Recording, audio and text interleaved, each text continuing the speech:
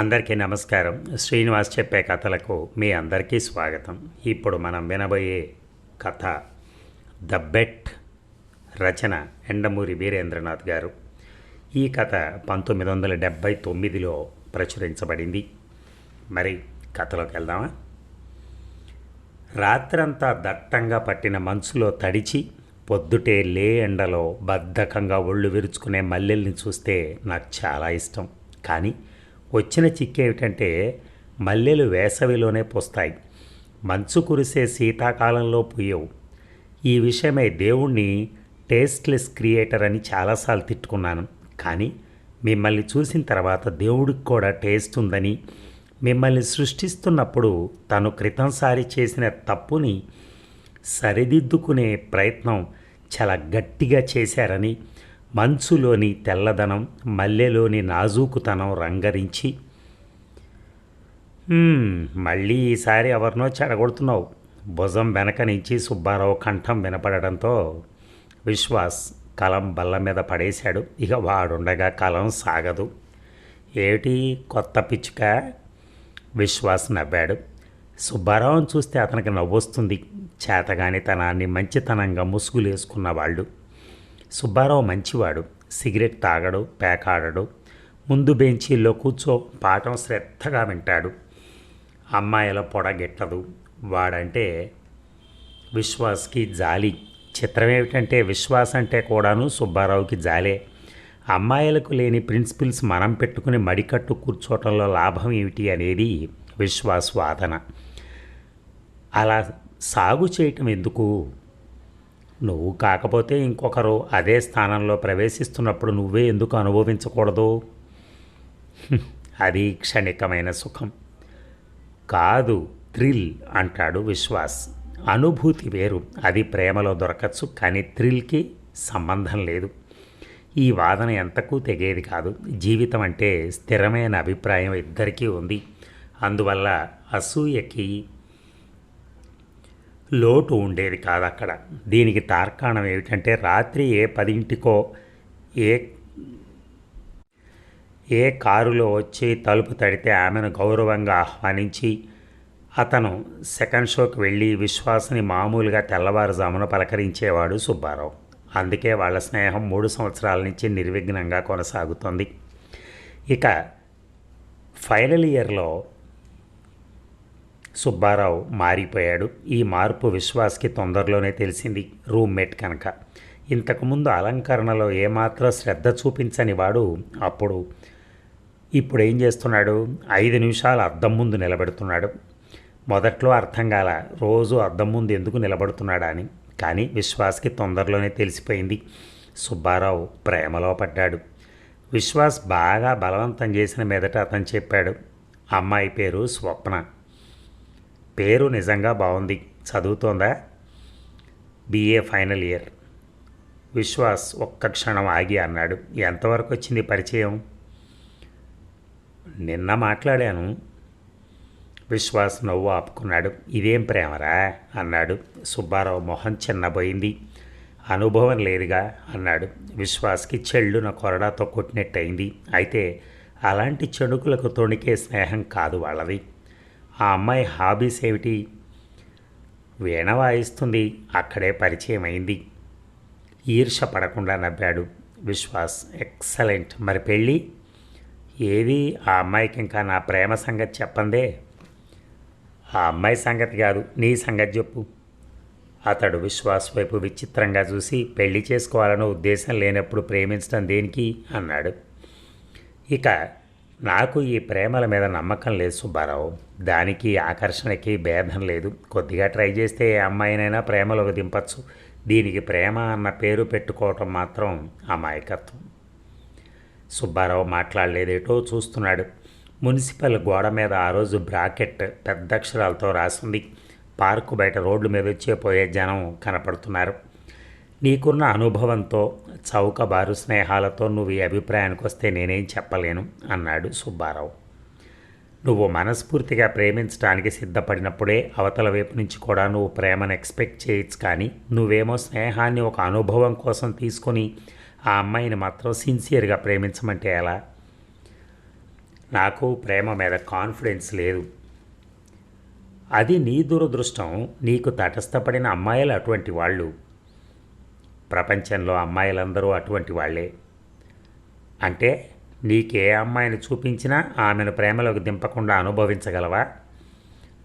2 నిమిషాల పని. విశ్వాస్ నవ్వాడు.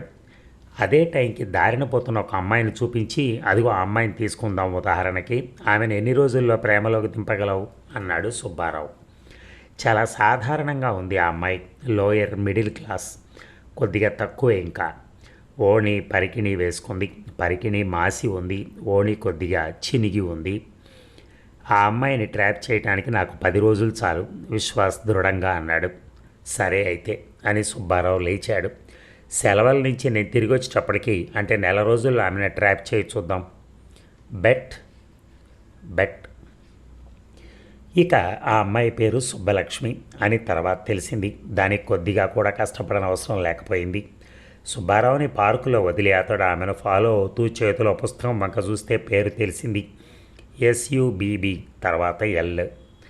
ఆ రోజు ఆమె ఇల్లు చూసి మరుసటి రోజు సాయంత్రం ఆ వీధి మొదట్లో నిలబడ్డాడు. దాదాపు 2 గంటలు గడిచినా ఆమె కనపడలేదు. చీకటి పడింది. ఆమె ఇంట్లోంచి బయటికి రాలేదు. నిరాశగా ఇంటికొచ్చాడు. మరుసటి రోజు కూడా అలాగే జరిగింది. అతడికి అనుమానం వచ్చింది, అసలు ఆ ఇల్లో కాదో అని. చిన్న పెంకిటిల్లది, అరుగున్న ఇల్లు. కప్పు ఏ క్షణాన్నైనా కూలిపోయేటట్టుంది. అతడు తన మీద తనే విసుక్కున్నాడు. అలా వీధి మొదట్లో నిలబడటం అతనికి కొత్త. అదీగాక ఒక సామాన్యమైన అమ్మాయి కోసం ఇంత టైం వృధాపరచటం. అతడు స్కూటర్ సీటు మీదే కూర్చుని జేబులోంచి సిగరెట్ వెలిగించాడు. ఆ వీధి తాలూకా హీరోలు అనుకుంటా ఇతడి వైపే ఓరగా చూసుకుంటూ 4-5 సార్లు నడిచారు. అతడికి నవ్వొచ్చింది. కొంచెం మెత్తగా కనపడే వాళ్ళు నిలదీస్తారు. అతడికి ఇదంతా థ్రిల్లింగ్గా ఉన్నా ఇంకోవైపు సమయం గురించి ఆందోళనగా ఉంది. ఇంకా 27 రోజులే ఉంది పందానికి గడువు. అంతలో అతడు నిటారుగా అయ్యాడు. అరుగుల మధ్య ఉన్న మెట్ల మీదుగా ఆమె దిగుతోంది. ఎక్కడికో వెళ్ళటానికి తయారుగా ఉంది.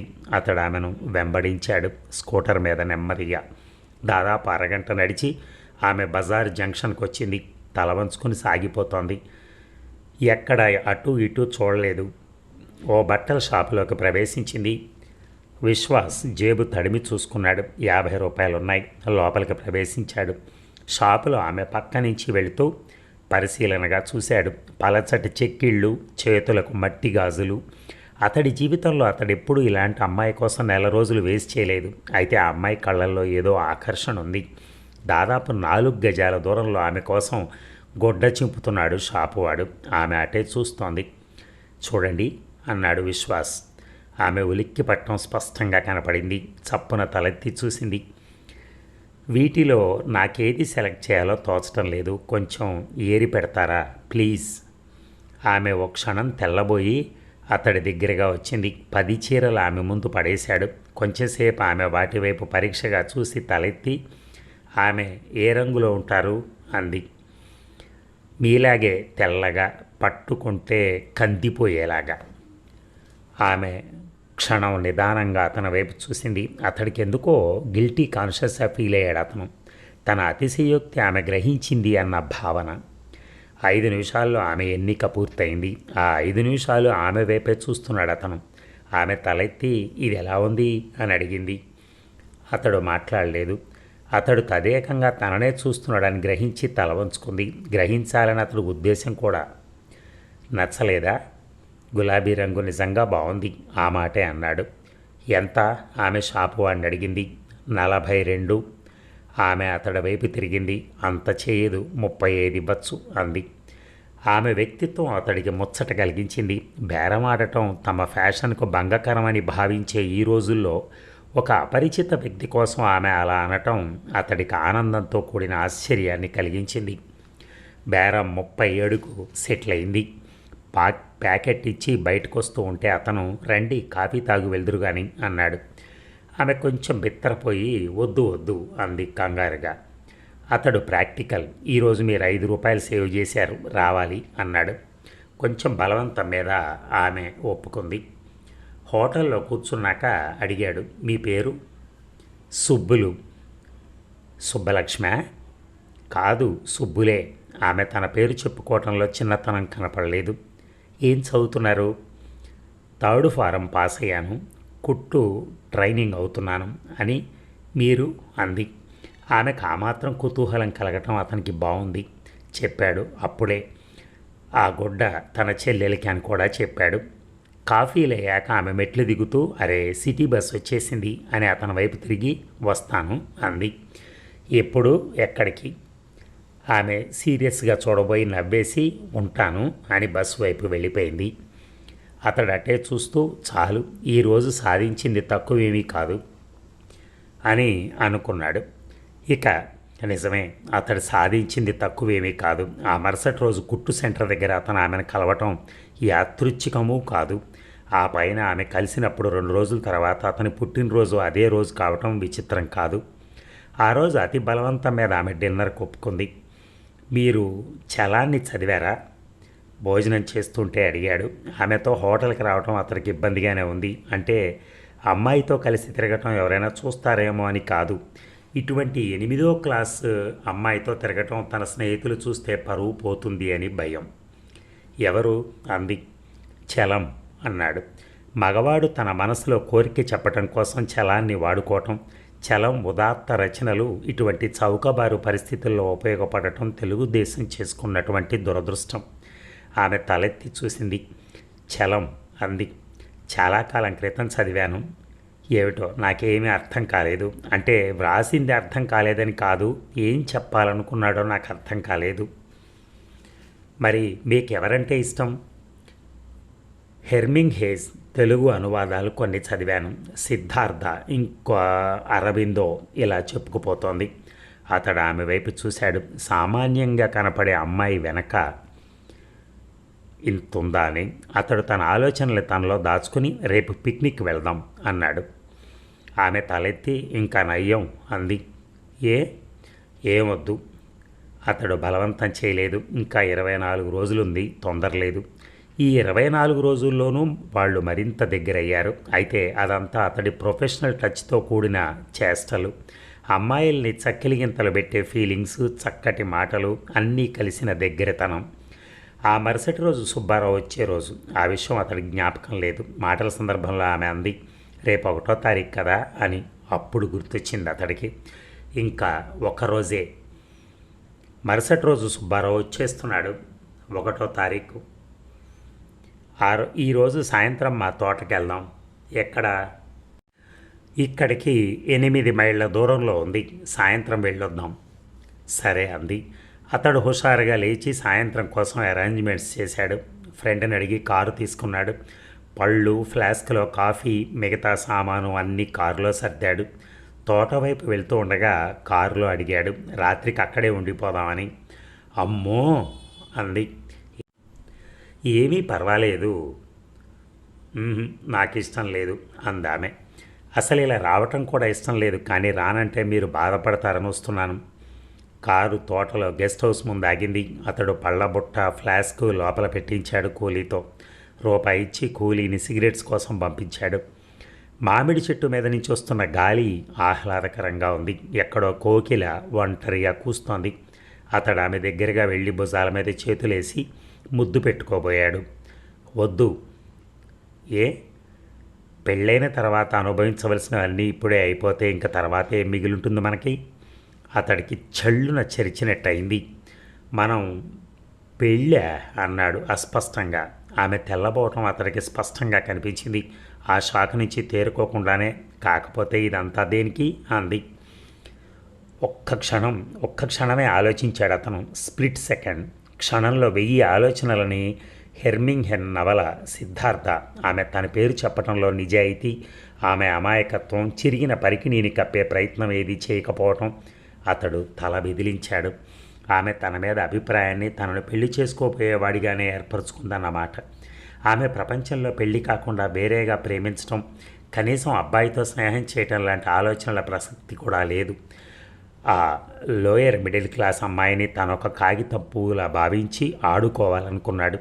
ఆ అమ్మాయికి ఆలోచనలు ఉండవని, అనుభవాలని సరదాగా తీసుకుంటుందని అనుకున్నాడు.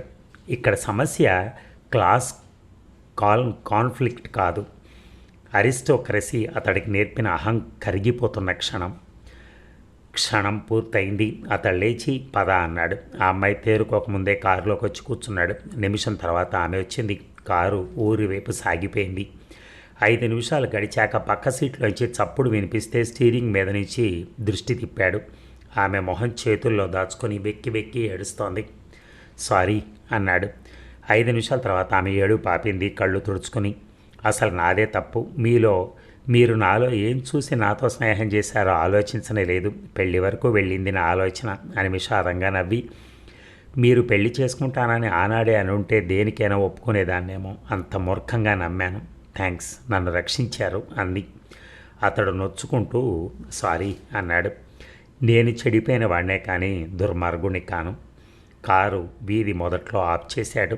మళ్ళీ మనం కలుసుకోలేకపోవచ్చు, కానీ ఈ నెలని మాత్రం నేను మర్చిపోలేను. Good bye friend for ever. ఆ మరుసటి రోజు స్టేషన్కి అదే కారులో వెళ్ళాడు సుబ్బారావుని రిసీవ్ చేసుకోవటానికి. విశ్వాస్ మళ్ళీ మామూలు విశ్వాస్లా ఉన్నాడు. పూల షర్టు వేసుకున్నాడు. నోట్లో సన్నగా ఇంగ్లీష్ పాట. సుబ్బారావు ట్రైన్ దిగుతూనే సుబ్బారావు అడిగిన మొదటి ప్రశ్న, ఆ అమ్మాయిని గెలిచావా అని. విశ్వాస్ కారెక్కు చెప్తాను అన్నాడు. కారు రూమ్ వైపు వెళ్తుంటే అడిగాడు మళ్ళీ.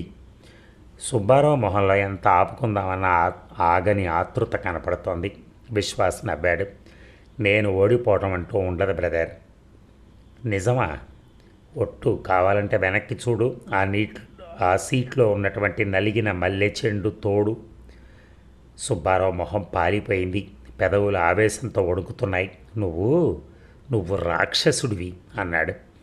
ఈ హఠాత్ పరిణామానికి విశ్వాస్ విస్తుపోయి అప్రయత్నంగా కారు ఒక పక్కకు తీసి ఆఫ్ చేశాడు.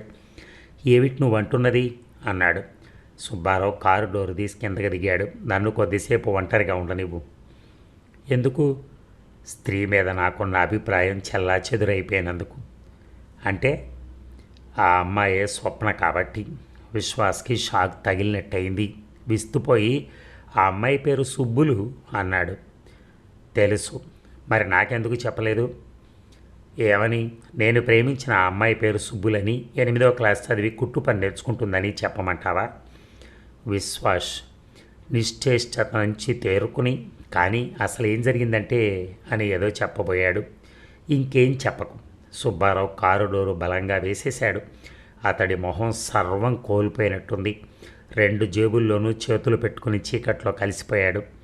విశ్వాస్ చూస్తూనే ఉన్నాడు. ఇంకేం చెప్పినా లాభం లేదని అతనికి తెలుసు. చూసారా ఈ బెట్? ఆ మనిషి ఏమో అలా ప్రయత్నం చేసి చూడమని చెప్పాడు ఆ అమ్మాయిని. ఒక్కసారి నువ్వు పడేయి చూద్దామని, లవ్లో పడేయమని.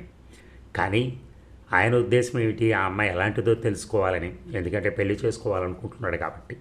అతను చేసింది కూడా కొంతవరకు తప్పే. అలాగే ఈయన కూడా ఏమీ చేయకుండా ఆ అమ్మాయి ఎంత గట్టిగా నిలబడింది. గట్టిగా నిలబడిన అమ్మాయిని తీసుకొని తెచ్చి దింపేశాడు. దింపేసిన వాడు ఆ మాట చెప్పాలి కానీ ఇంకా వేరే చెప్పేసి మనసులు పాడు చేయటం ఏమిటో అర్థం కాదు. చూడండి, రెండిట్లో 2 పాత్రల్లో కూడా డైమెన్షన్స్ ఉన్నాయి. ఆ డైమెన్షన్స్ వలన ఒక ఆడపిల్ల జీవితం నాశనం అయ్యే పరిస్థితికి వెళ్ళింది. Thank you very much. ధన్యవాదాలు.